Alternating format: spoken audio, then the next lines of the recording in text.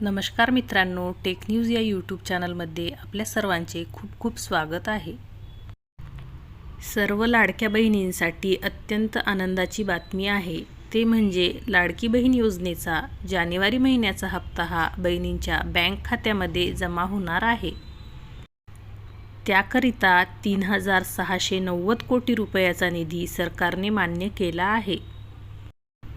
महिला व बालविकास मंत्री आदिती तटकरे मॅडमने सांगितले आहे की मुख्यमंत्री माझी लाडकी बहीण योजनेअंतर्गत 3690 कोटी रुपये इतका निधी राज्य मंत्रिमंडळाने मान्य केला आहे।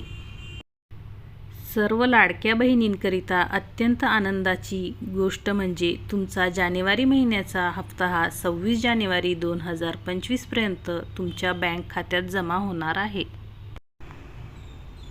त्यामुळे ताईंनो, तुम्ही काळजी करू नका। तुमचा जानेवारी महिन्याचा हप्ता हा 26 जानेवारीपर्यंत तुमच्या बँक खात्यात जमा होईल।